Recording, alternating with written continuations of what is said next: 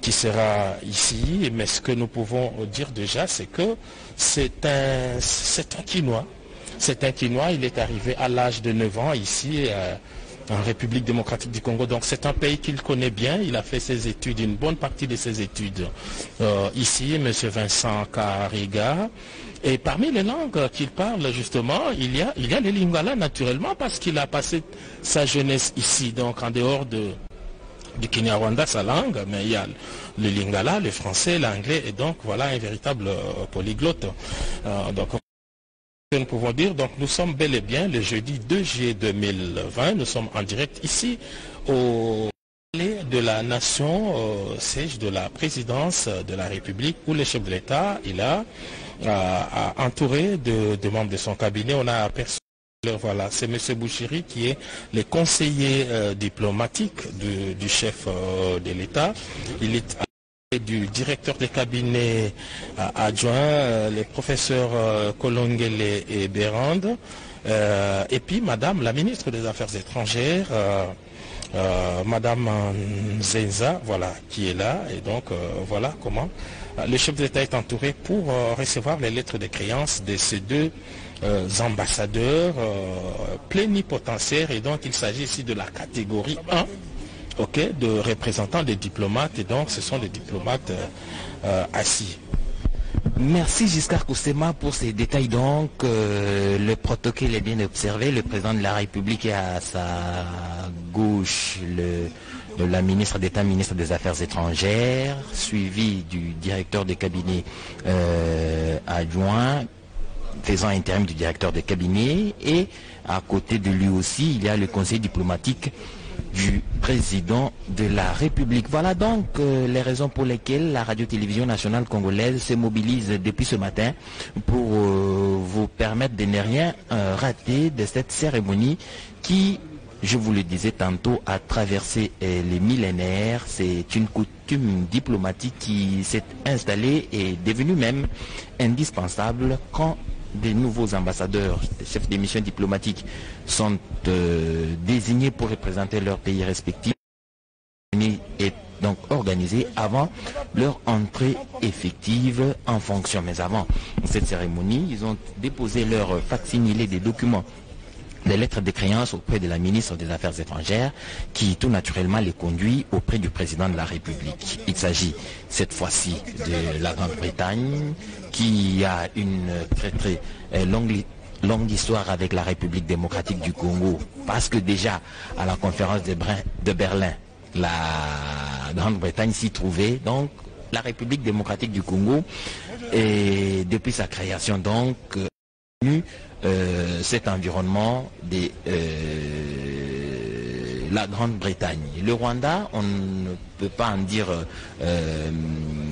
beaucoup plus que tout à l'heure vous avez expliqué que le Rwanda et le Burundi faisaient à l'époque partie de la République démocratique du Congo et du Rwanda-Urundi, colonie de la Belgique. Mais il faut rappeler quand même que le Rwanda et le Burundi étaient avant des colonies allemandes, et dans l'entretemps, après la guerre mondiale, la première guerre mondiale, elles ont été cédées comme colonie à la Belgique. Donc c'est un pays, et avec la Grande-Bretagne d'ailleurs, qui constitue pour nous des ambassades de classe A. Le Rwanda, et dans notre environnement il y a près de 9 pays voisins de la République démocratique du Congo, et la Grande-Bretagne est pays membre du Conseil de sécurité des Nations Unies. Donc ce sont des ambassades qui ont une certaine qui méritent une certaine considération en République. Dichala, vous parlez de la catégorie A parce qu'il y a effectivement toute une catégorisation, une hiérarchisation de représentation diplomatique. C'est le cas par exemple de ces 16 ambassadeurs non résidents. Ce sont des ambassadeurs qui sont donc installés ailleurs, mais dont la République démocratique du Congo constitue leur juridiction. Ils sont 16 au total, et tout à l'heure le directeur Banza des Affaires étrangères nous a fait remarquer que d'ici quelques jours, ces 16 ambassadeurs non résidents mais dont la RDC est leur juridiction de contrôle passeront également ici pour la présentation de leur lettre de créance. Chef de l'État, Félix-Antoine Tshisekedi Tshilombo. Alors là, sur l'image, on voit la troupe d'honneur qui est rangée pour les rituels d'accueil de ces diplomates qui passeront ici. Ça rentre justement dans la tradition diplomatique. Donc la troupe d'honneur est rangée pour accueillir tous ces diplomates qui représentent leur pays, qui vont passer ici. Le chef de l'État, on l'a vu, et a déjà pris place à son bureau, et donc d'ici quelques instants, c'est un préposé du ministère des Affaires étrangères qui va conduire ces diplomates.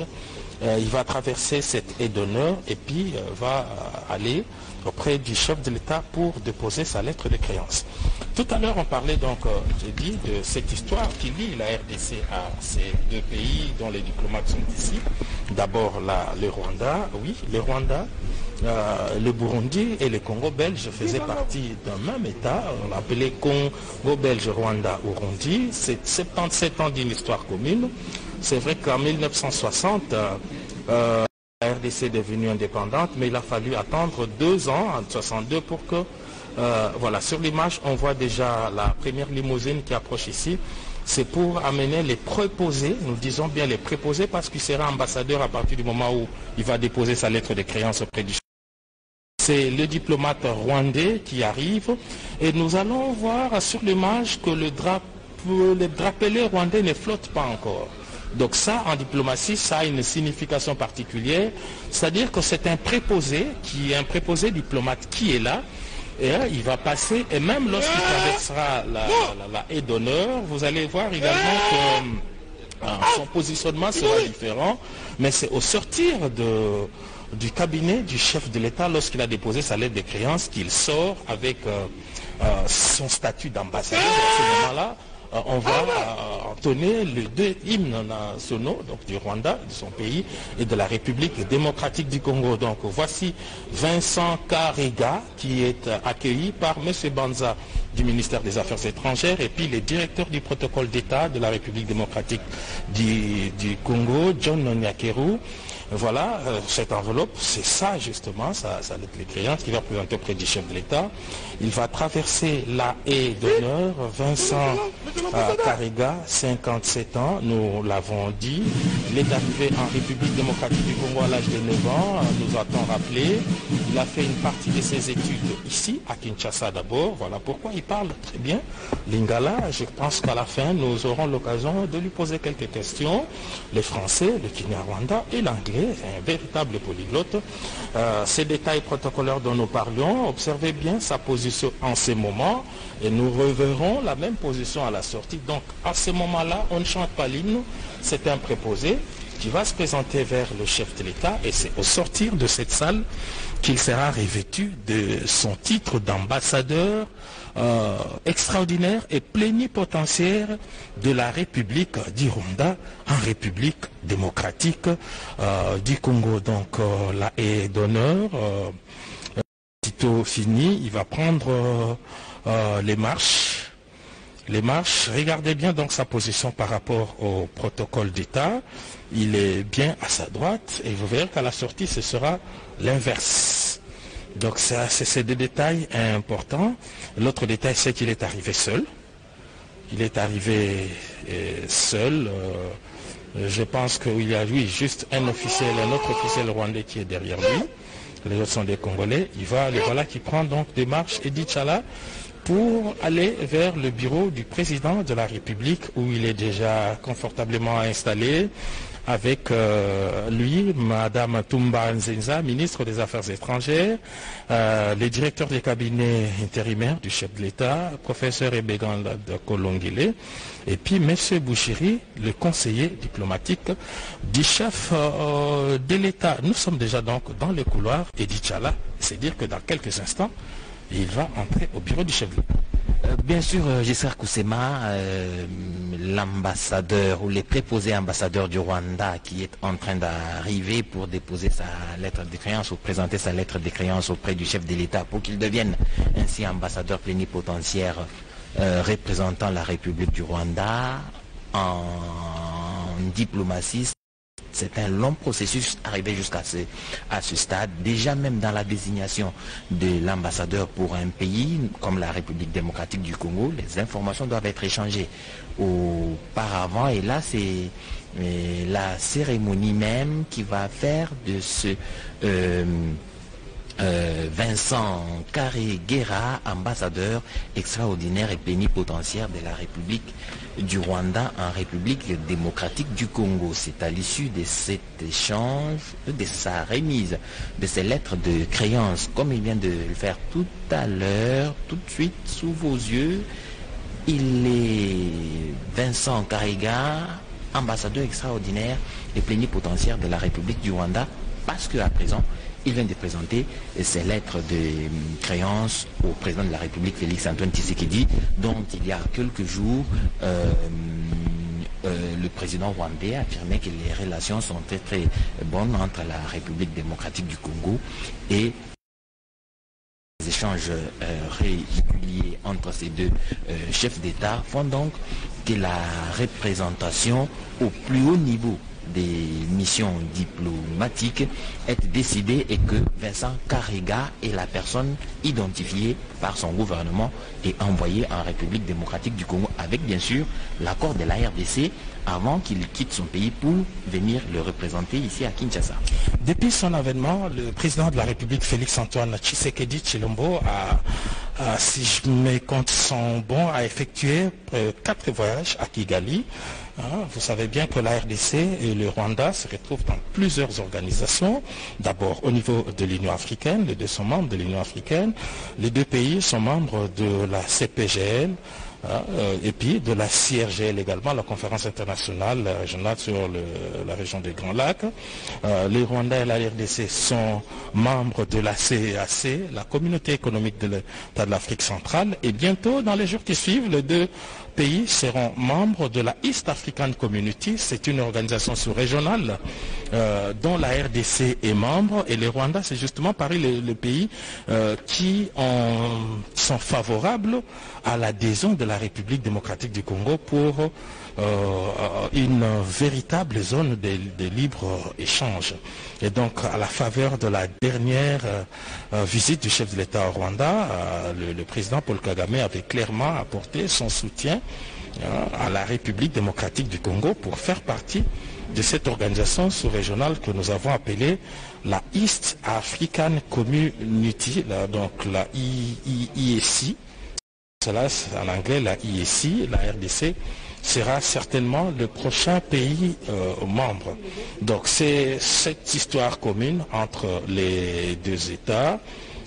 Voilà, donc là on est pratiquement dans... Le réalisateur pense que le réalisateur peut déjà nous retourner. Voilà les toasts pour saluer ce qu'on disait tout à l'heure.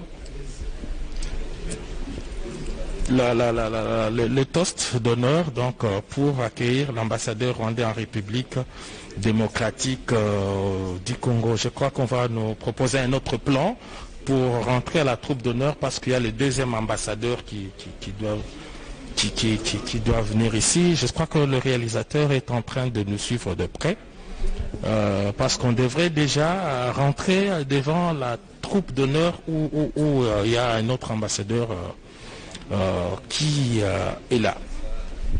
Donc nous disons que avant son affectation à Kinshasa comme ambassadeur extraordinaire et plénipotentiaire de la République du Rwanda, Vincent Karigera était en poste d'attache depuis 2011 en Afrique du Sud. Il était le haut commissaire du Rwanda de 2011 à 2019. Il était basé à Pretoria en Afrique du Sud. De 2008 à 2009, il était le ministre des Ressources naturelles du Rwanda. Il était donc à Kigali. Il a occupé également un autre poste au niveau du ministre du Commerce, toujours à Kigali au Rwanda. Il a travaillé également comme au service du ministère de l'Agriculture, toujours à Kigali au Rwanda. Il a traversé plusieurs ministères parce qu'ici, la fiche signalétique nous montre qu'il a été également économie et plan, et puis ministre du genre et des affaires sociales. Et son premier poste d'attache en diplomatie était Johannesburg en Afrique du Sud, où occupé du commerce africain. Voilà un peu ce que l'on peut dire sur la vie de M.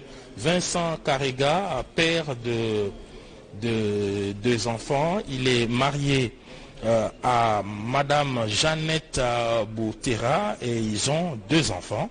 Hein, c'est cela, mais on parle même de sa date de naissance, ça va vous surprendre. Monsieur Vincent Karega est né le 5 avril 1963, c'est à Walikale. Voilà, à Walikale, c'est dans la province du Nord Kivu, en République démocratique du Congo. Retenez donc, le diplomate rwandais est né à Walikale, c'est dans le Nord Kivu, en République démocratique du Congo, et donc c'est quelqu'un qui connaît bien le pays. Et donc voilà, si on était dans des États qui accordent la nationalité à la naissance, on peut à juste titre dire qu'il est congolais de naissance, il est né à Walikale, mais il garde sa nationalité rwandaise. Le voilà donc qui représentera désormais la République démocratique du Congo. Et donc là, je pense qu'il s'agit de la dernière étape, c'est la photo de famille. La photo de famille avant qu'il ne reprenne son chemin de retour. Et au sortir justement la troupe d'honneur s'organise, parce que là, il sort du chef de l'État avec le plein pouvoir d'ambassadeur extraordinaire et plénipotentiaire. Vous allez voir que maintenant le protocole d'État va le placer à la droite. Voilà ce que nous avions prédit. C'est significatif. Et au sortir maintenant, il va recevoir les honneurs et on va chanter l'hymne national. Et je pense que notre régie s'est organisée pour nous placer des micros, parce que nous allons suivre d'ici là l'hymne national du Rwanda qui sera exécuté par la troupe d'honneur. Donc c'est là. Et dit Tchala, est-ce que nous pensons le prendre maintenant ou à la fin? Non, je pense que nous devons attendre que le programme tel que prévu se termine, et peut-être que nous pourrions arracher quelques premiers mots de l'ambassadeur du Rwanda en République démocratique du Congo. Nous allons donc suivre, voilà, l'hymne national.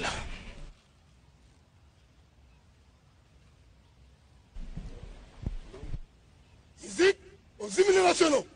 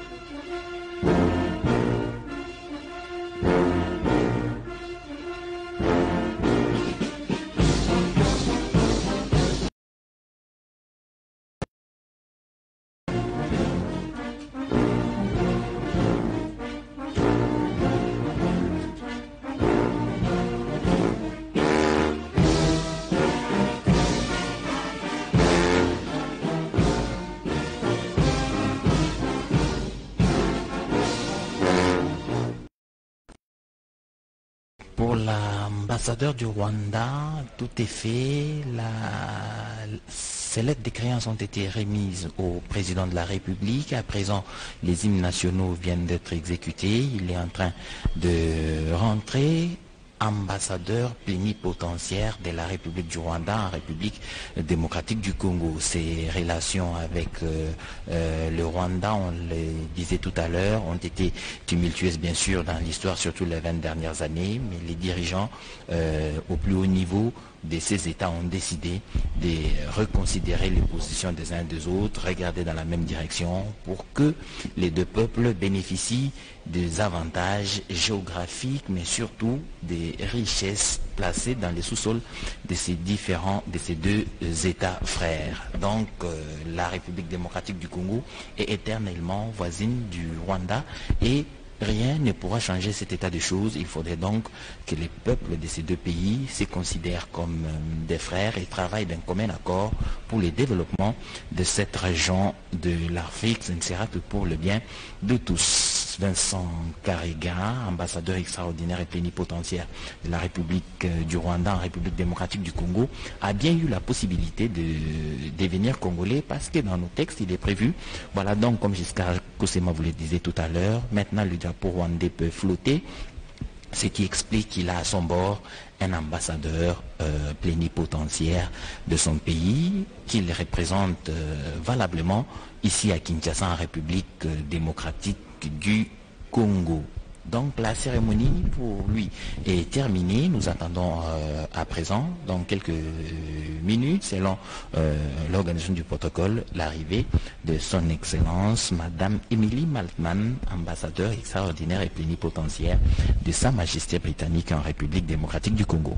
En arrière-plan, on voit le bâtiment justement des affaires étrangères de la République démocratique du Congo. C'est là qu'est conduit le diplomate rwandais Vincent Karega, parce qu'il doit se présenter au ministère des Affaires étrangères.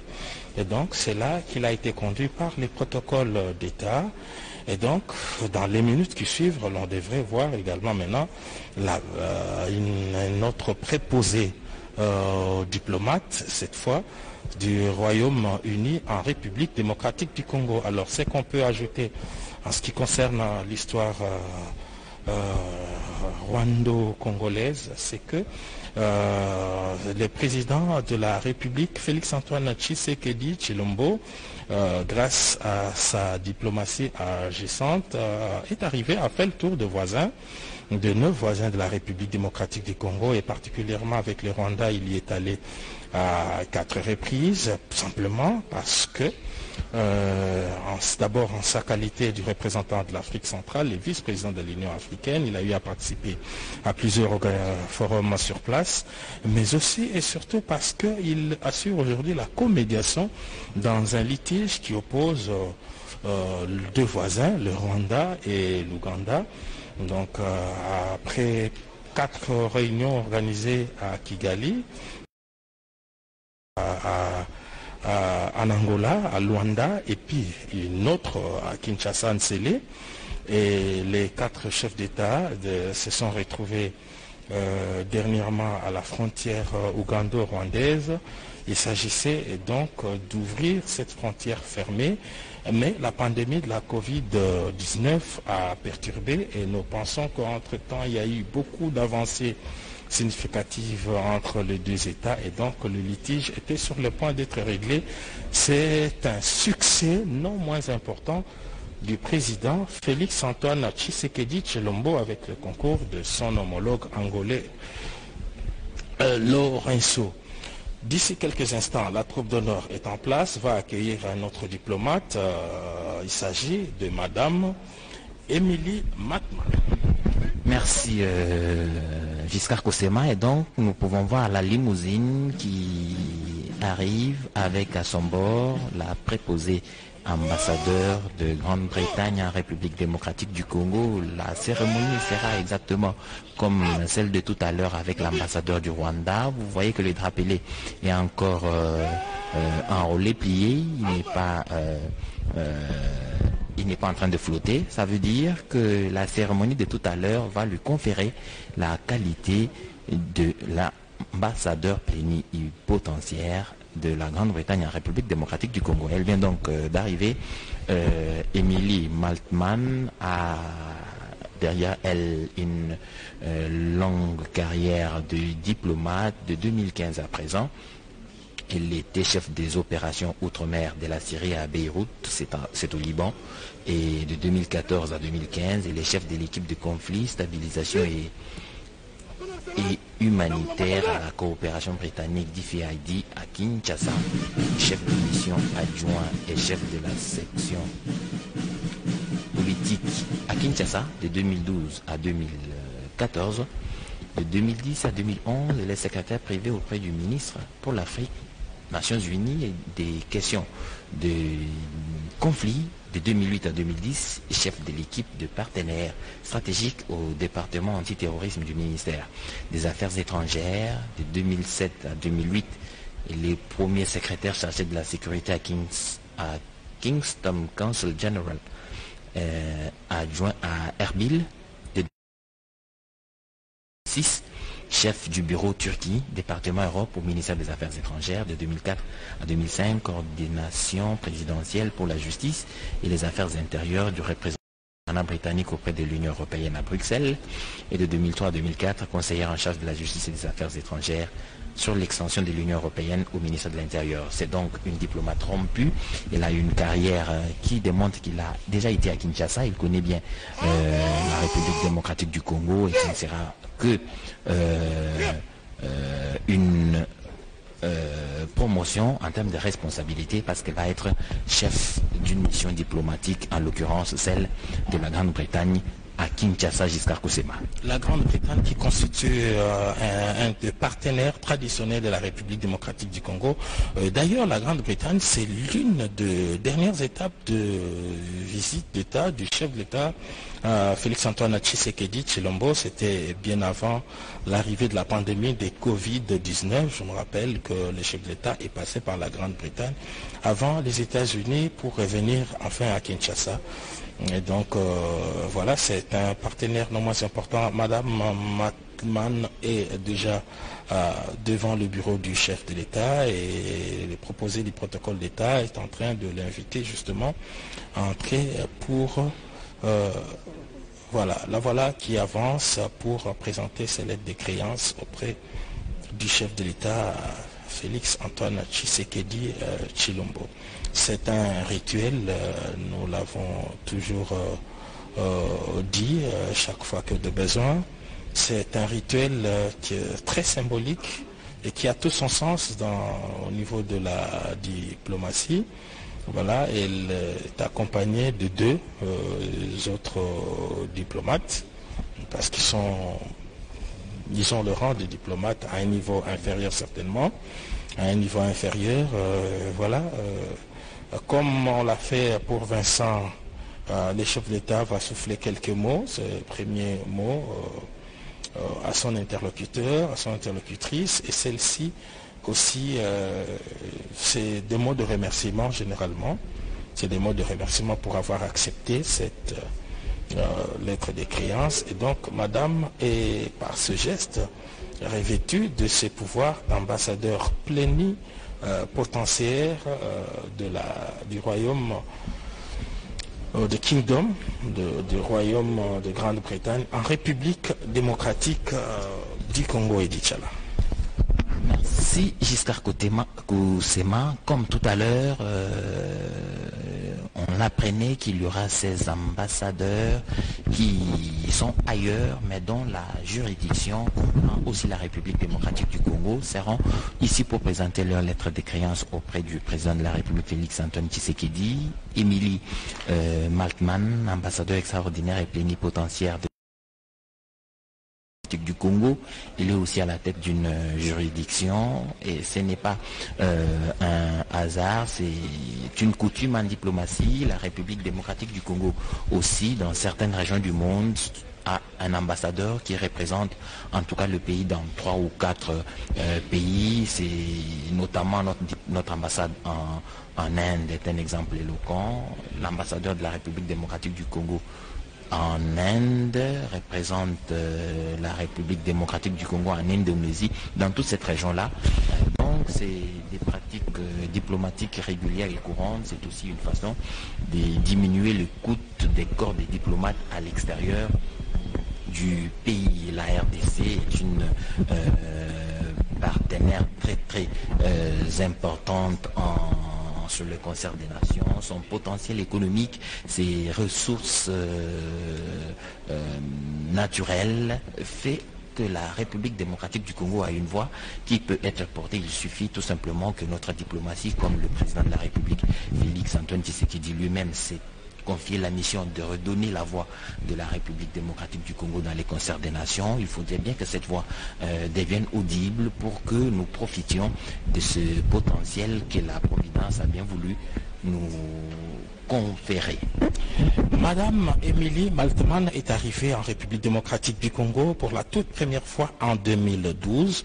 Elle était alors nommée chef de mission adjoint et chef de la section politique basée à Kinshasa. Elle a occupé ces postes pendant 2 ans et au bout de ses mandats, elle est restée à Kinshasa, mais cette fois pour occuper une autre fonction beaucoup plus importante. Elle était chef de l'équipe des conflits, stabilisation et humanitaire à la coopération britannique, la DFID, ici à Kinshasa, avant de repartir à Beyrouth pour être chef des opérations d'outre-mer. Et vous l'avez bien mentionné, Dichala, elle draine une longue expérience dans le domaine de la diplomatie. Et son premier poste au niveau de la diplomatie, c'était en 2003. Elle était déjà conseillère en charge de la justice et des affaires étrangères sur l'extension de l'Union européenne au ministère de l'Intérieur britannique. Donc Madame Maltman parle couramment français, en plus de l'anglais qui est sa langue. Elle maîtrise également d'autres langues. Elle connaît un peu d'arabe.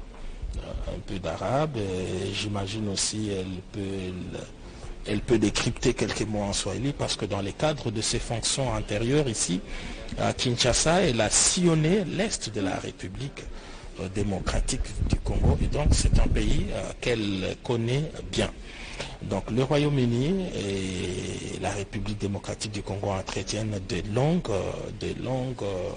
une très longue histoire, un long partenariat qui les lie à la faveur de sa dernière visite, qui était en fait la première depuis son avènement. À Londres, les chefs de l'État avaient été chaleureusement accueillis, d'abord par les officiels, mais aussi par la forte communauté congolaise de Londres. Voilà, donc pensons que le son passe bien en ce moment. Oui, donc nous disons que la République démocratique du Congo entretient des rapports privilégiés avec la Grande-Bretagne. C'est d'ailleurs l'un des derniers pays que le chef de l'État a visité bien avant cette expansion de la pandémie mondiale. Donc Madame Émilie est la dernière diplomate qui sera reçue aujourd'hui, mais nous allons prendre rendez-vous, Eddy, dans les jours qui suivent pour ces 16 autres diplomates qui sont non résidents, c'est-à-dire qu'ils sont quelque part, ils sont peut-être ambassadeurs extraordinaires et plénipotentiaires dans un pays voisin ou dans la sous-région, mais qui ont le contrôle, tout comme Madame Maltman qui est ici, est ambassadeur plénipotentiaire en République démocratique du Congo, mais gère par exemple le Congo-Brazzaville et les Gabon, donc quelques États qui sont sous son escarcelle de pouvoir. Là, le protocole d'État fait signe, ça en est donc fini pour cette étape. Là, on va prendre la photo de famille avec le président de la République, Félix Antoine Tshisekedi Tshilombo, avant que Madame ne quitte le bureau du chef de l'État pour, voilà, ces quelques mots qui sont consignés dans le livret d'or à l'occasion de cette importante cérémonie. Et puis, Dichala, entre-temps, ici, dans le couloir, la troupe d'honneur se prépare pour l'hymne national de la République démocratique du Congo et du Royaume de Grande-Bretagne. Merci Giscard Kosema. Aucun détail ne sera oublié pour que qu'Émilie Maltman devienne plénipotentiaire. Les lettres de créance ont été présentées au chef de l'État. Maintenant, le protocole dans pareilles circonstances est de stricte observance. Après la signature, il y a une photo des familles. Il y a là d'abord l'ambassadeur avec le président de la République. Ensuite, la ministre d'État, ministre des Affaires étrangères va venir, le directeur de cabinet intérimaire, les conseillers principaux au collège diplomatique du chef de l'État et les diplomates qui accompagnent Émilie Maltman. Voilà, et après, elle va descendre pour l'exécution de 2 hymnes nationaux, sinon l'hymne de Grande-Bretagne, mais aussi les débouts congolais qui vont être exécutés tout à l'heure, comme on l'a fait pour l'ambassadeur du Rwanda, qui lui déjà se trouve en ce moment au ministère des Affaires étrangères. Je crois que c'est la direction que prendra aussi Émilie Maltman. Donc sur ce point de vue, le protocole est carré, fermé, de stricte observance, et c'est qui est en train d'être fait en ce moment. Elle va descendre, elle se mettra juste devant la garde d'honneur pour l'exécution de l'hymne national de son pays et celui de la République démocratique du Congo. La Grande-Bretagne, c'est une très longue histoire avec la République démocratique du Congo. On l'a dit précédemment en introduction que déjà à la création de l'État indépendant du Congo, il se trouvait la Grande-Bretagne à cette table-là quand on négociait du partage de l'Afrique en 1885. La Grande-Bretagne était déjà là, donc c'est une très longue histoire. Henri Morton Stanley, qui est venu ici en explorateur au service de Léopold II, c'est donc un ressortissant anglais. Donc c'est un pays qui connaît bien l'Afrique.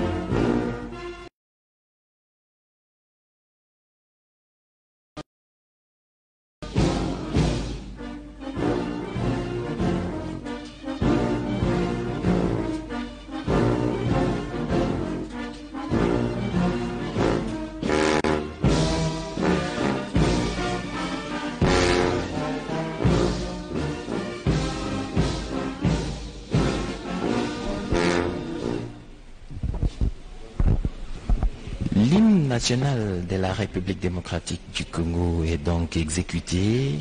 C'était dans la suite de celui de la Grande-Bretagne qui a été exécuté précédemment.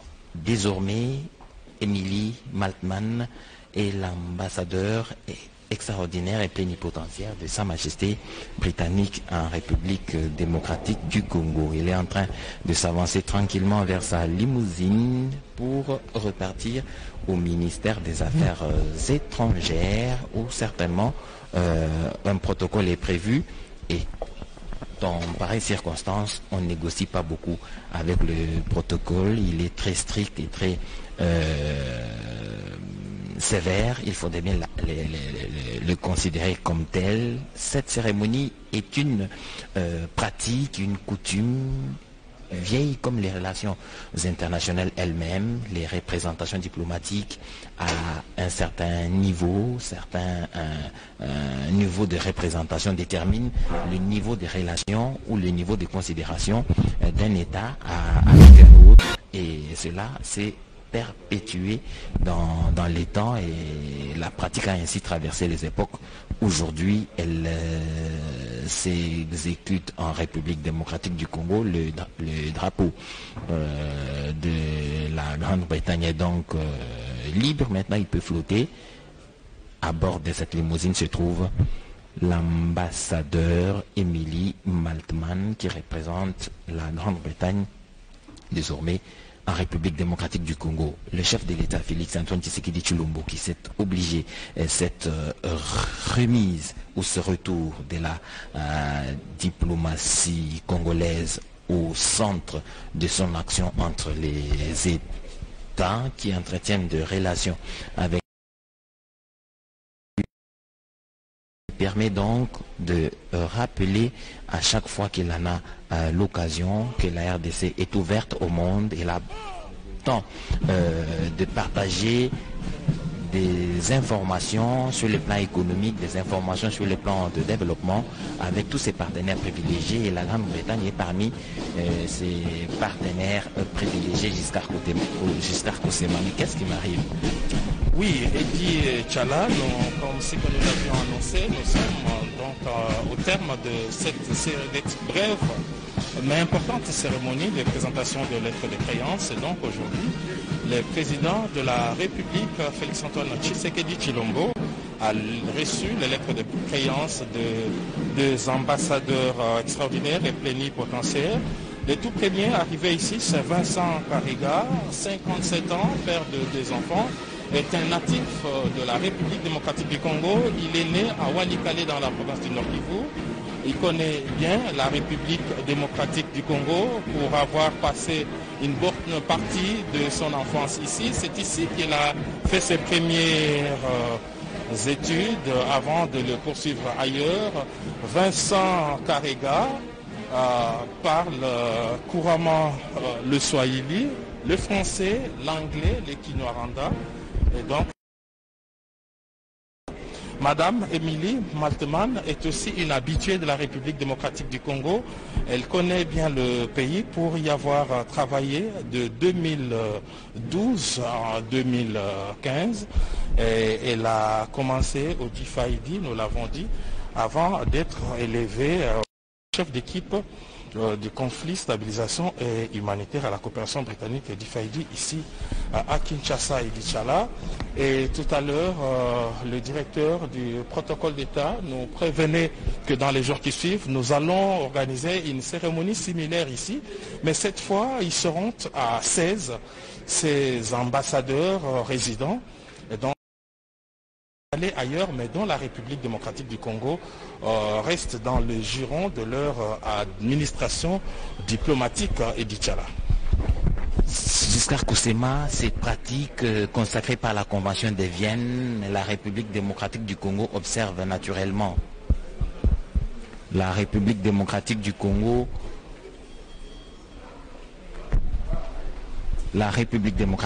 dans les concerts des nations est bien présente avec l'action du président de la République Félix Antoine Tshisekedi, les autres ambassadeurs comme vous venez de le dire tout à l'heure, les 16 qui vont venir, qui représentent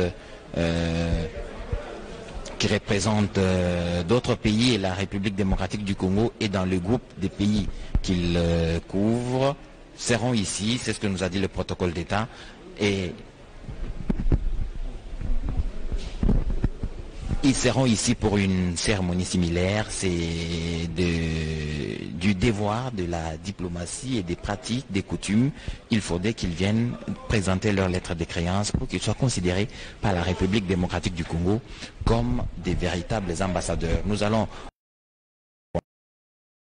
Rwanda, des relations assez tumultueuses, on l'a dit il y a quelques années, mais les dirigeants des deux pays ont décidé de prendre la mesure de l'urgence, de se mettre ensemble, de travailler pour que le pays puisse avancer, que les deux peuples profitent de cette juxtaposition naturelle que nous n'avons pas choisie de nos frontières. Nous sommes là, le peuple de la RDC et le peuple du Rwanda. Nous devons travailler ensemble pour avancer. Et ça, il faudrait que les dirigeants y travaillent pour essayer de changer cette perception des choses, cette frontière géographique. Mais déjà, l'apport du président de la République et son action permet que la République démocratique du Congo et le Rwanda entretiennent de très bonnes relations qui vont permettre à Goma et Gisenyi déjà de très bonnes relations jusqu'à Kosema. Ici, la cérémonie est en train de se terminer. On était en train de parler du Rwanda qui entretient de très bonnes relations avec la RDC. Oui, Edi Chala, ainsi que vous l'avez soutenu, la République démocratique du Congo et le Rwanda ont une histoire commune. Jusqu'avant 1960, c'était un seul État sous le contrôle du souverain belge. À l'époque, on parlait du Congo belge Rwanda Urundi avec une monnaie unique, le franc congolais, et Usumbura, actuel Bujumbura, comme capitale. Donc ce sont des liens historiques. Et aujourd'hui, les deux États, non seulement qu'ils sont voisins, mais appartiennent à 4 blocs au niveau sous-régional et régional. Ce sont les deux États membres de l'Union africaine. Ils sont membres de la CPGL, de la CIRGL, de la CEAC. Et dans les prochains jours, la RDC et le Rwanda vont se retrouver dans le cadre de la East African Community, dont la candidature soutenue par les autres États membres. Donc c'est dire qu'au-delà d'une époque tumultueuse, les deux États sont obligés de vivre en pleine harmonie.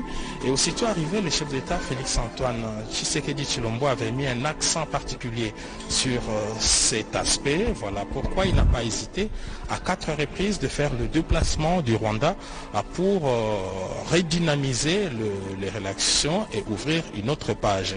Et justement pour reconnaître cette confiance placée en chef de l'État, Félix-Antoine Tshisekedi Tshilombo, c'est lui qui a été accepté comme co-modérateur,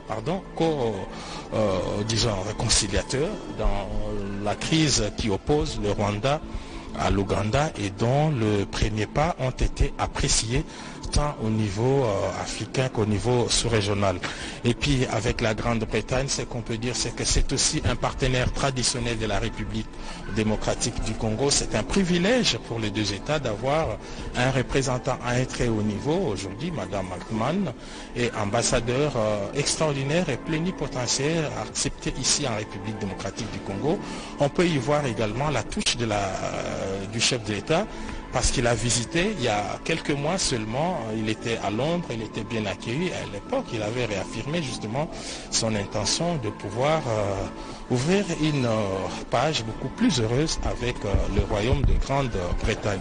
Donc voilà les leçons qu'on peut tirer de ces deux lettres, de cette importante cérémonie. Et d'Inch'Allah, il vous revient, je pense, de pouvoir dire les derniers instants avant de remettre l'antenne.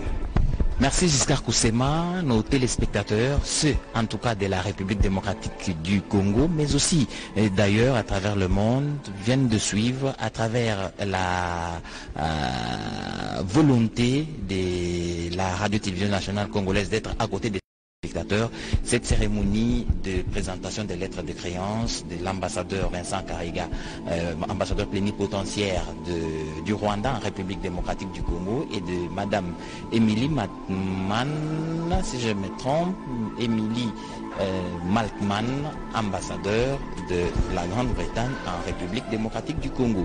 Je vous ai dit tout à l'heure que le Rwanda, la Grande-Bretagne font partie des ambassades pour la RDC, ambassades de la classe ou de catégorie A, vu les intérêts que nous avons à partager ensemble. Vous avez donc suivi le chef de l'État, Félix-Antoine Tshisekedi Tshilombo, qui est résolument engagé à redonner à la République démocratique du Congo son image d'antan, place dans les concerts des nations, mais lésine pas sur le temps ou sur les moyens pour que la République reprenne sa place dans le concert des nations. C'est donc fait et chaque fois que le besoin se fera sentir, la RTNCR sera là pour vous faire revivre justement, vous faire vivre si vous voulez, ces genres d'instants. Il ne nous reste plus qu'à vous dire merci d'avoir suivi la radio-télévision nationale congolaise et nous vous invitons à rester branchés sur la RTNC et bonne suite de programme.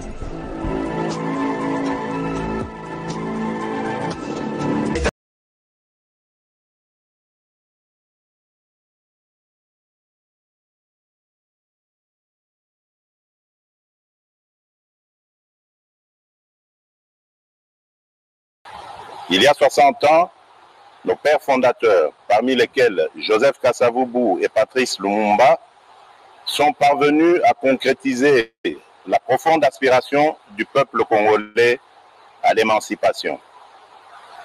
Nous gardons tous en mémoire la belle histoire du 30 juin, celle de nos deux héros au tempérament différent, mais tout aussi déterminés pour la cause de l'indépendance.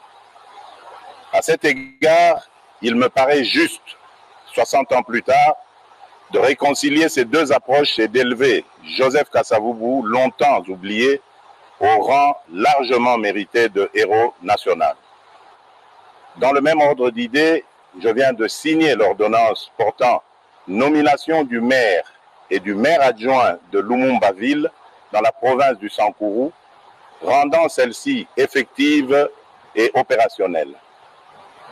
Le Congo, ce pays voulu et créé sans nous, 75 années plus tôt à Berlin, nous l'aimons et nous le chérissons, unis par le sort et ayant en partage une longue histoire commune, faite de joie, de larmes, de sueur et de sang. Sans équivoque, nos pères ont fait le choix de l'indépendance, de la dignité et de la solidarité nationale, tout en étant conscients du risque encouru par le pays, car à son devenir économique et social, faute d'une préparation adéquate de la jeune nation. L'effondrement du socle de confiance intervenu entre les acteurs politiques nationaux dès le lendemain de la proclamation de notre indépendance est le résultat combiné de l'inexpérience, de la jeunesse, de la classe politique et du jeu malsain des convoitises extérieures. Ce départ raté a conduit notre pays, un pays aux promesses pourtant exceptionnelles, dans une descente aux enfers qui a pu paraître interminable et qui n'a épargné aucun secteur de la vie nationale. Déjà avant l'indépendance, dans son discours visionnaire d'Accra en décembre 1958, Patrice Lumumba nous invitait à nous opposer de toutes nos forces à la balkanisation du territoire national sous quelque prétexte que ce soit. Effectivement, comme un serpent de mer, la menace de la balkanisation aura traversé l'histoire de ces 60 dernières années, la rendant tumultueuse et trouble sous l'instigation de puissances extérieures, en complicité avec des enfants du pays et des pays voisins. Loin de briser notre volonté de vivre ensemble, je voudrais que les menaces contre notre pays raffermissent les liens historiques et le sentiment patriotique qui font de nous les fils et les filles de la grande nation congolaise au cœur de l'Afrique. Très chers compatriotes, au combat pour l'indépendance, c'est substituer un combat pour la démocratie, les libertés fondamentales et le progrès social, comme si, après l'indépendance, le peuple du Congo avait troqué une soumission externe contre une soumission interne.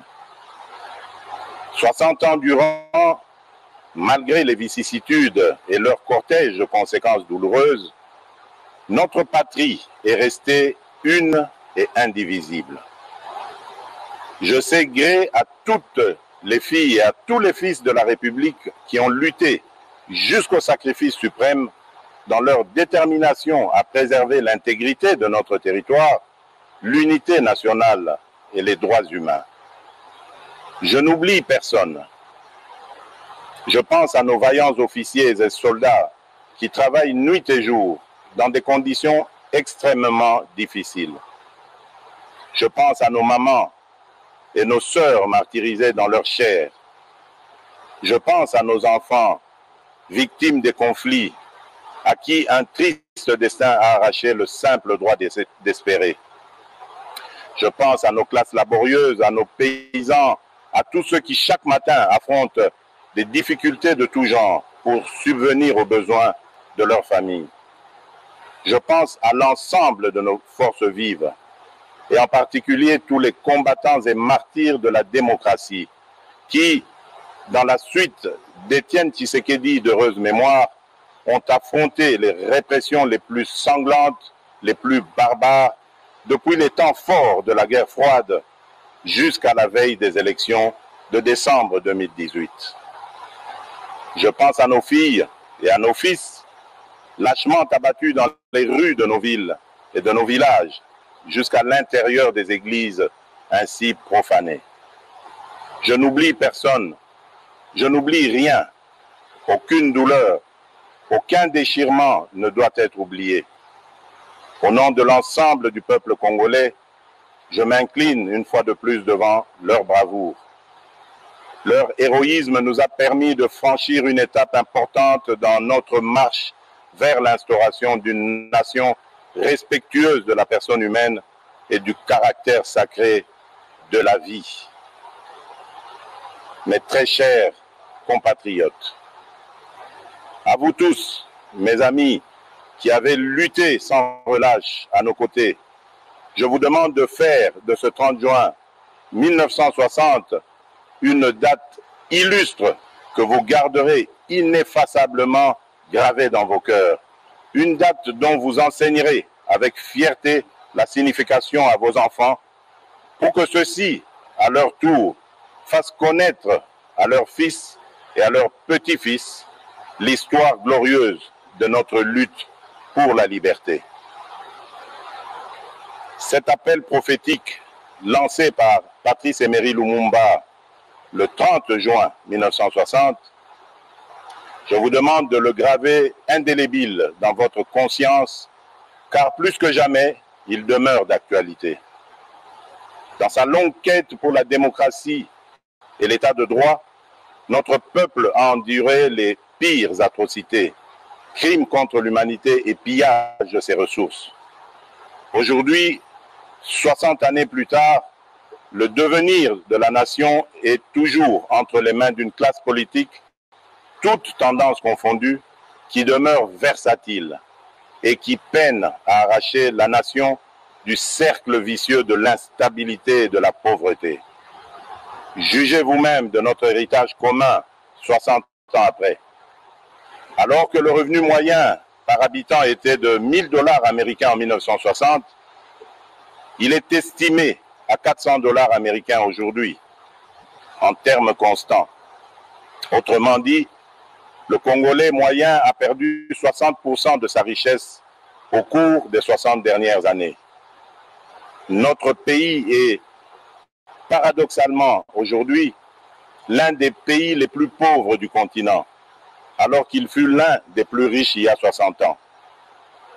Notre réseau routier ne représente plus que 10% de ce qu'il était en 1960 et le réseau ferroviaire que 20%.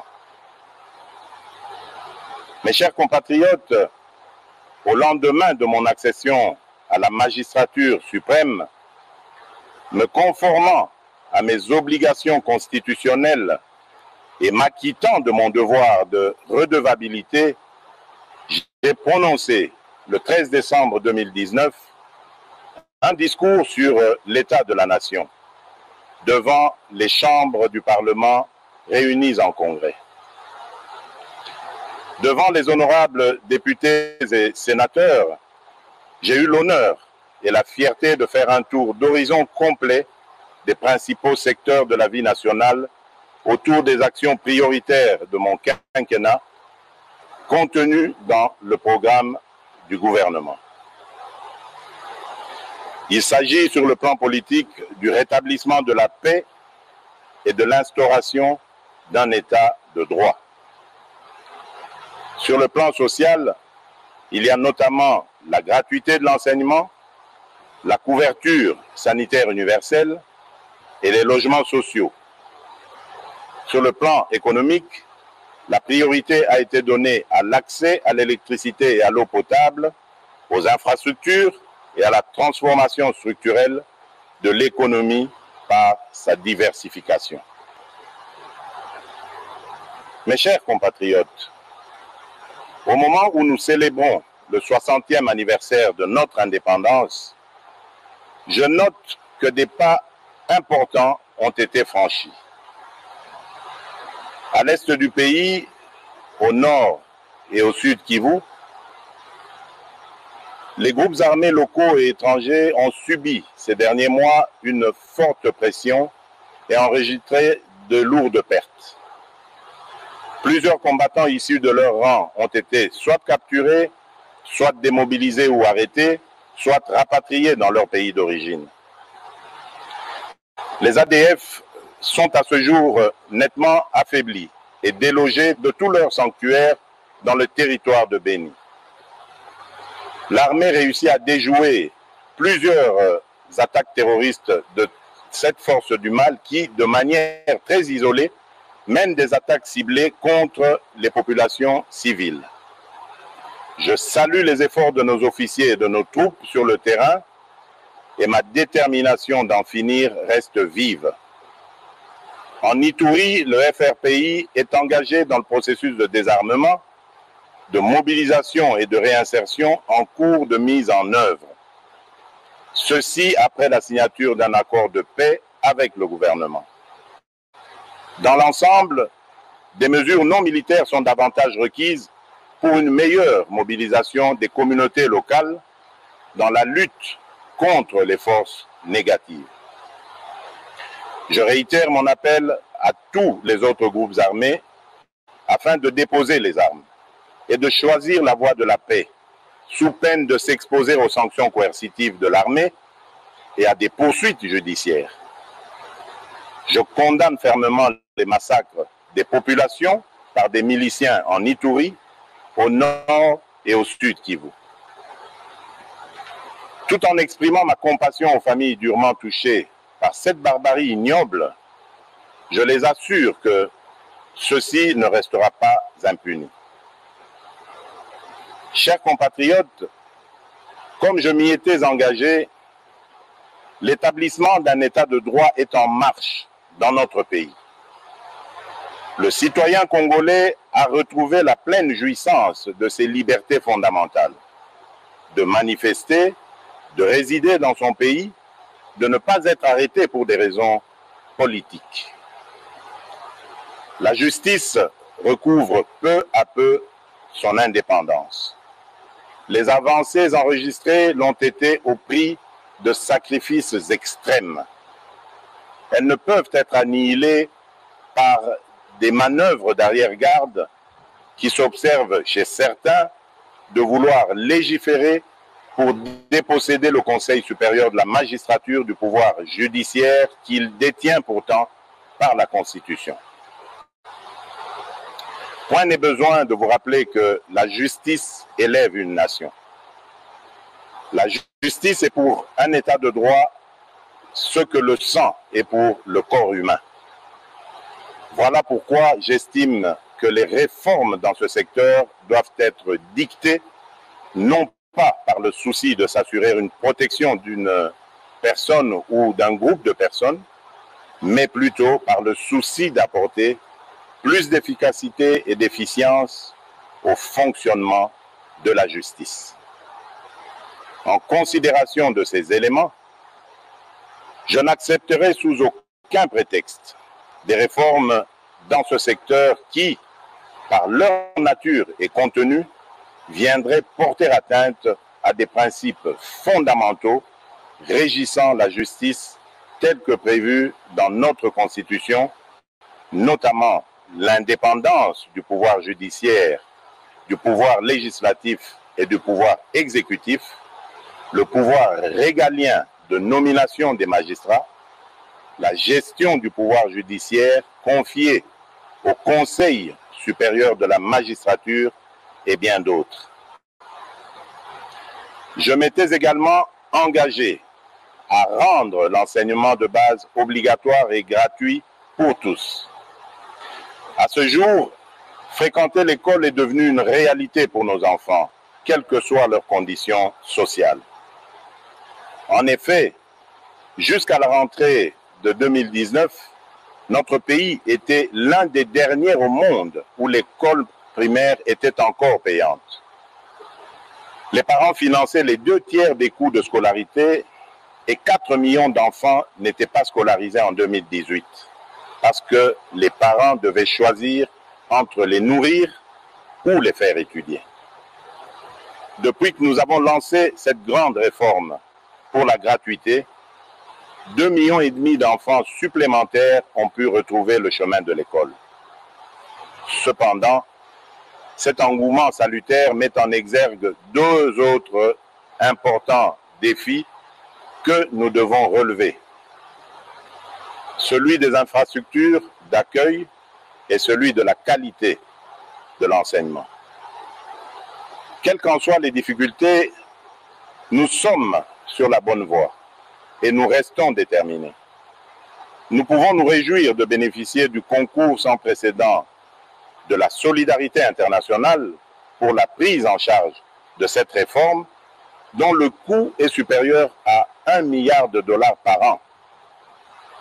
Mais il nous faudra davantage mobiliser nos ressources internes à travers l'impôt pour soutenir à long terme l'éducation de nos enfants. Il s'agit d'une responsabilité collective et prioritaire qui doit interpeller chaque citoyen. J'ai également pris l'engagement de mettre un terme à l'impunité pour donner un sens à la lutte contre la corruption et les antivaleurs, car celles-ci sont à la base de presque tous les maux dans les différents secteurs de la vie nationale. Quelques mois après mon avènement, des ministres du gouvernement central et des ministres provinciaux ont été suspendus de leurs fonctions, déférés devant la justice et condamnés pour des faits de corruption et d'abus d'autorité. Aussi, ai-je à cet égard créé par ordonnance datée du 28 mars dernier une agence de prévention et de lutte contre la corruption, en abrégé APLC, qui a pour mission de prévenir et de lutter contre la corruption qui gangrène le pays en amont de l'action des institutions judiciaires. Sur le plan économique, j'ai fait de l'accès à l'électricité une priorité.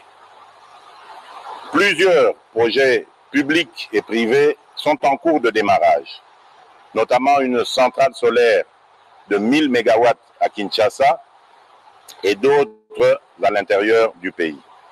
En outre, au-delà des conférences et débats publics sur la question, le méga projet du Grand Tinga est au cœur des transactions susceptibles de lui donner un... C'est d'aller à l'idéal et de comprendre le réel. Notre pays a failli à son devoir de donner à la jeunesse une perspective crédible, autre que de vouloir s'agglutiner au sein des institutions politiques et publiques, comme si leur avenir n'existait qu'en faisant de la politique. En 60 années, nous avons progressivement laissé notre classe politique se transformer en une sorte de mafia, et nous en avons fait le principal modèle de réussite pour cette jeunesse. Il est temps de changer de paradigme et de créer les conditions qui permettront à nos jeunes de devenir les principaux créateurs de richesses dans notre pays. Cette jeunesse talentueuse, pleine d'énergie et avide de savoir, pour laquelle nous avons engagé le pays dans la transformation digitale à travers l'ambitieux plan national du numérique Horizon 2025. Depuis l'indépendance jusqu'à ce jour, notre pratique de la politique a eu pour principal effet de diluer l'efficacité, de diluer les responsabilités et au final de desservir au lieu de servir.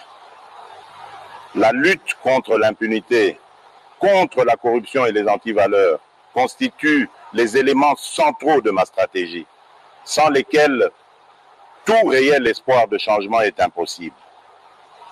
Mais dès lors que nous avons en toute conscience choisi de privilégier la réconciliation nationale pour mieux construire l'avenir et préserver la paix, la lutte contre l'impunité ne doit en aucun cas se transformer en vengeance ni en chasse aux sorcières.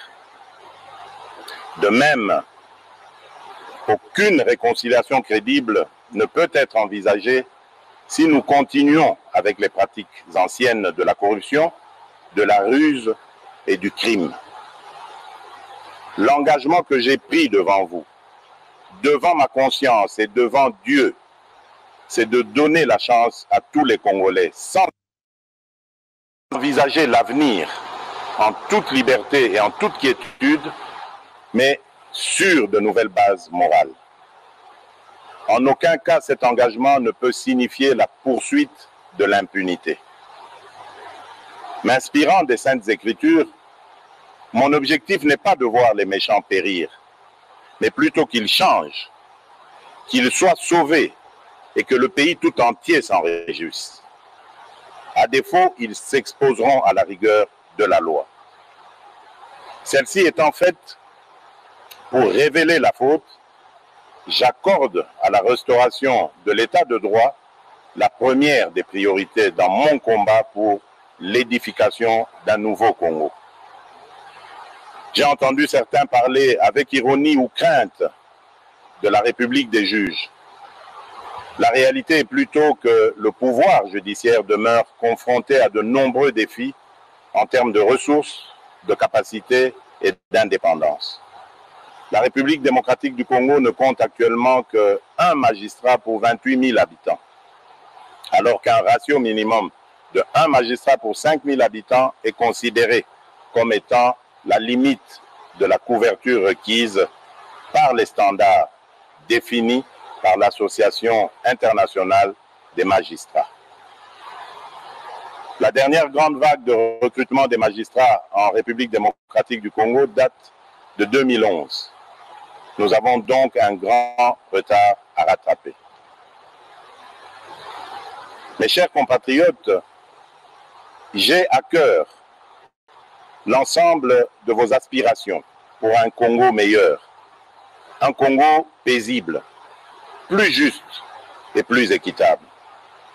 Qu'il s'agisse de la réforme en cours de la justice, que je compte poursuivre et approfondir, de l'indispensable rattrapage en matière d'infrastructures de base, de l'accès à la santé, de la pacification intégrale du pays ou de la préservation de l'environnement, le Congo a grandement besoin de ressources et de méthodes pour poursuivre avec succès la mise en œuvre du programme pour lequel vous m'avez élu. Je souhaite que l'expérience douloureuse révélée au cours du procès en rapport avec le programme des 100 jours tourne définitivement la page de la longue série de projets et programmes qui, à travers l'histoire de notre pays, ont donné lieu à d'importants coulages des ressources publiques en toute impunité. Je pense notamment au projet de Bukangalonzo, aux multiples cessions d'actifs miniers, au projet de construction d'infrastructures routières, aéroportuaires et j'en passe. Le défi du Congo, le défi du peuple congolais, c'est de sortir de la répétition pour s'inventer un destin. À tout prix, nous devons y parvenir et nous allons y arriver. J'appelle le gouvernement de la République à engager des réformes sur l'ensemble de la chaîne de la dépense, afin que nos ressources publiques soient désormais mieux préservées et mieux utilisées. Mes chers compatriotes, alors que nous nous étions engagés à faire de 2020 une année de l'action décisive, la force du destin a fait coïncider cette année du 60e anniversaire avec l'une des crises sanitaires et économiques les plus intenses que notre civilisation ait connues, l'apparition de la Covid-19. Cette crise est également un rappel à l'humilité que nous devons adopter face à l'accélération imprévue du mouvement de l'histoire. La Covid-19 qui affecte aujourd'hui tous les continents et qui frappe indistinctement tous les habitants de la planète représente la plus grave crise sanitaire qu'ait connue le monde depuis la grippe espagnole. Toutes les certitudes idéologiques sur lesquelles est fondé l'ordre économique mondial sont aujourd'hui remises en question. Pour s'adapter à cette nouvelle donne et offrir à ses États membres la possibilité d'investir massivement dans la lutte contre la Covid-19, l'Union européenne ainsi que la Banque centrale européenne ont revu et assoupli de manière exceptionnelle leurs règles et pratiques en matière budgétaire et d'endettement. Lorsque notre pays a été frappé à son tour par cette pandémie de Covid-19, j'ai, dans mes messages des 18 et 24 mars 2020, annoncé les mesures de prévention et de protection contre ce virus, en même temps que j'ai déclaré l'état d'urgence conformément aux dispositions pertinentes des articles 85, 144 et 145 de notre Constitution. La pandémie du coronavirus nous a une fois de plus rappelé à quel point nous étions dépendants de l'extérieur et combien nous pouvions être vulnérables à cause d'un système de santé déficient. Et pour atténuer les impacts immédiats de la Covid-19 dans notre pays, j'ai immédiatement engagé le gouvernement à prendre des mesures pour assurer la prise en charge sanitaire des personnes affectées par la pandémie ainsi que pour garantir la continuité de l'approvisionnement du pays en denrées de première nécessité. L'ensemble de ces dispositions ont permis de réduire très sensiblement le taux de létalité de la pandémie dans notre pays. Celui-ci est passé de 10% de décès dans les premiers jours à moins de 2,5% actuellement. Au niveau économique, la pandémie nous a rappelé l'excessive dépendance du pays vis-à-vis de l'extérieur. Ainsi, quelques grands projets agricoles ont été initiés pour renforcer notre autosuffisance alimentaire. 33 000 hectares à travers le pays ont été affectés aux cultures vivrières et commencent à produire leurs premiers résultats, dont 3 000 tonnes de riz à Kimpese, 4 000 tonnes de paddy à Nkuni. Nous attendons de récolter et transformer bientôt le manioc planté sur 800 hectares à Wangata. Afin de consolider cet élan sur les plans sanitaires et économiques, j'ai lancé le 18 juin 2020 un programme multisectoriel d'urgence dont le coût est estimé à 2,6 milliards de dollars américains. Il va sans dire que dans ce contexte de crise, il est également urgent de procéder à des économies partout où nous pouvons en réaliser, en commençant par les institutions politiques, afin de dégager des marges de manœuvre budgétaires supplémentaires pour assurer les dépenses sociales en faveur des catégories les plus fragiles. Mes chers compatriotes, à sa création, en marge de la conférence de Berlin en 1885, notre pays a été baptisé État indépendant du Congo. Loin de pouvoir caractériser la souveraineté des peuples qui y habitaient et qui venaient d'être soumis à un régime de colonisation, cette dénomination a symbolisé la volonté de son propriétaire d'alors, le monarque belge Léopold II, de transformer notre pays naissant en zone de libre-échange économique au profit des puissances occidentales de l'époque. C'est ainsi que notre pays a toujours été un centre d'enjeux planétaires qui le dépasse, au point que c'en est devenu son ADN, la source de ses joies et de ses peines. C'est pourquoi, tirant les leçons de l'histoire, j'ai résolument engagé la République dans la voie de l'ouverture internationale, dans l'unique but de préserver les intérêts supérieurs de mon pays et de mon peuple. C'est dans ce contexte que j'estime nécessaire que notre histoire commune avec la Belgique et son peuple soit racontée à nos enfants en République démocratique du Congo ainsi qu'en Belgique sur la base d'un travail scientifique réalisé par les historiens des deux pays. Mais le plus important pour l'avenir, c'est de bâtir des relations harmonieuses avec la Belgique, parce qu'au-delà des stigmates de l'histoire, les deux peuples ont su construire une relation forte que j'ai pu vivre personnellement lors de mon exil en Belgique, mon autre Congo. C'est ainsi que, n'eût été la pandémie de la Covid-19, j'avais prévu de commémorer les 60 ans de notre indépendance ici à Kinshasa, avec comme invité spécial le roi Philippe de Belgique, qui, tout comme moi, cherche à renforcer les liens entre nos deux pays sans renier notre passé commun, mais dans l'objectif de préparer un avenir radieux et harmonieux au profit de nos deux peuples.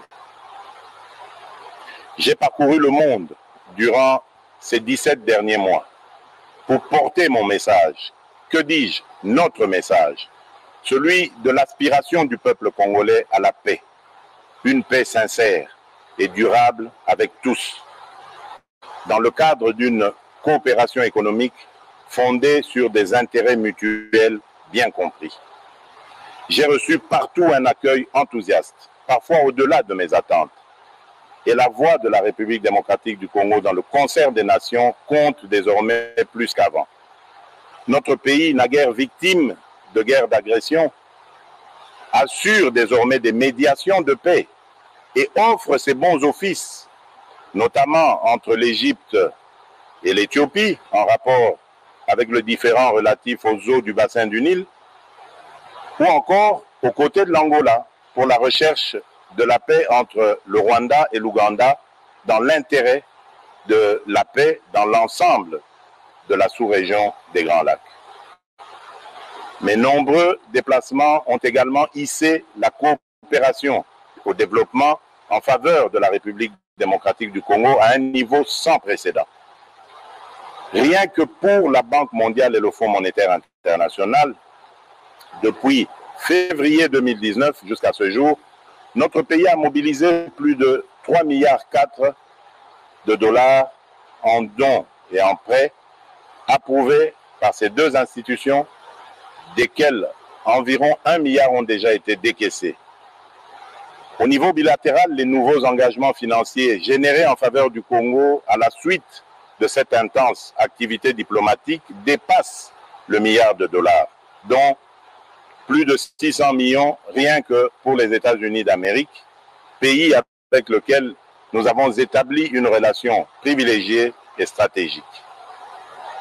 J'ai cependant constaté que les flux d'aide publique approuvés en faveur de la République démocratique du Congo tardent souvent à être décaissés, parfois jusqu'à 11 mois de retard, à cause des pesanteurs inexplicables, voire inacceptables, liées aux formalités administratives et législatives de mise en vigueur des différents accords de dons ou de prêts. L'urgence de nos défis économiques et humains ne peut continuer de s'accommoder de tels atermoiements funestes. Mes chers compatriotes, je suis bien conscient que dans votre fierté légendaire, vous ne pouvez vous contenter d'une situation de dépendance structurelle à l'aide publique internationale. C'est pourquoi je nous invite à concentrer l'essentiel de notre fierté nationale à promouvoir le sens de la valeur du travail, la création de la richesse, le juste et l'exercice de la solidarité nationale. Mes très chers compatriotes, alors que l'œuvre du redressement de notre pays postule le rassemblement de toute la nation autour de l'essentiel, nous devons affronter en même temps les contingences imposées par cette expérience inédite de coalition politique formant la majorité.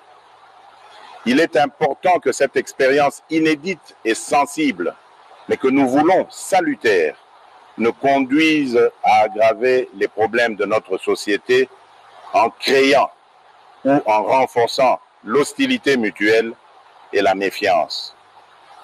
Comme il y a 60 ans, étrange répétition de l'histoire,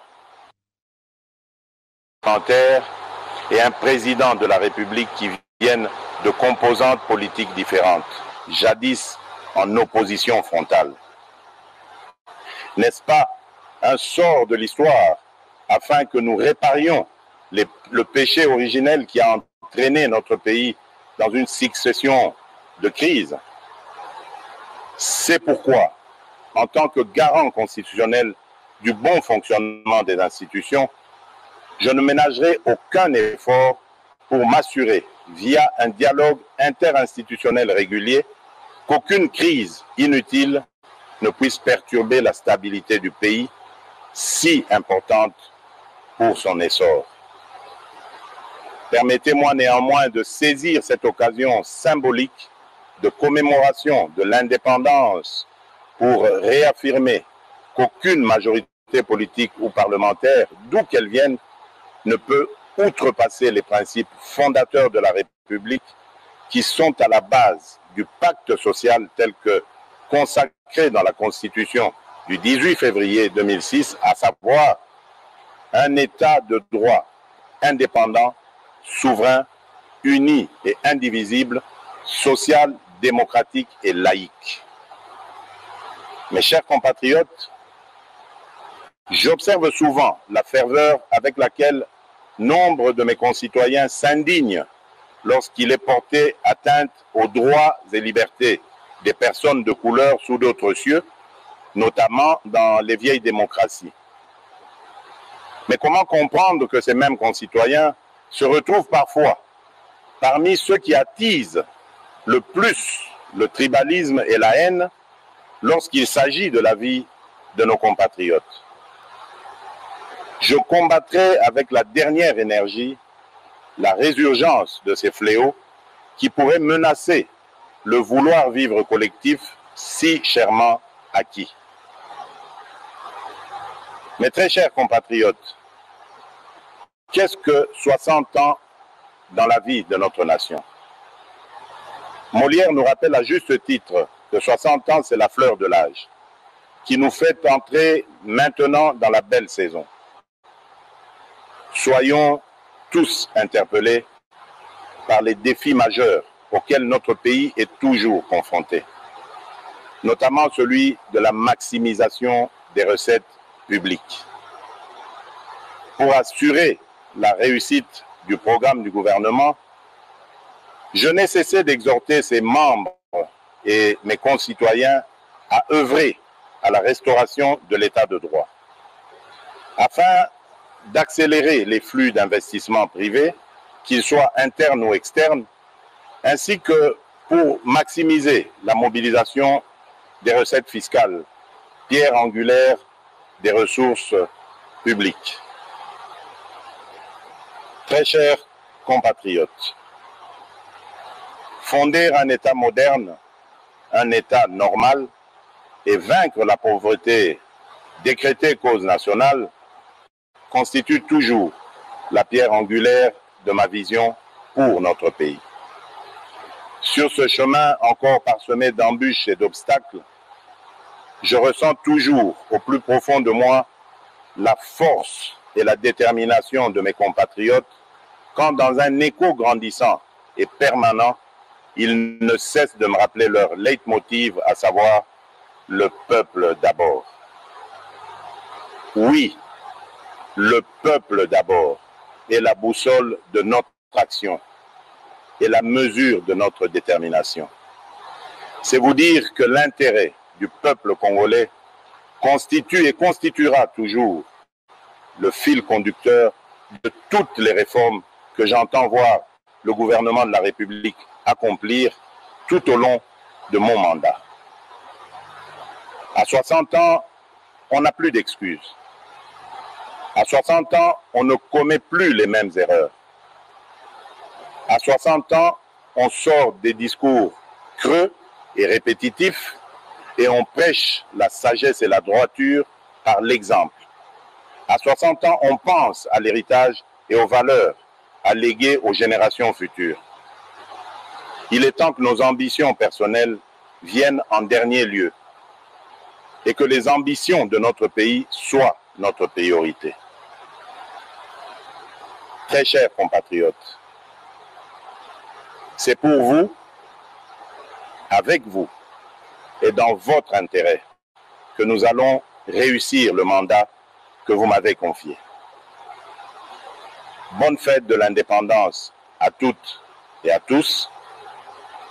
Vive la nation congolaise unie et forte. Que Dieu bénisse la République démocratique du Congo. Je vous remercie.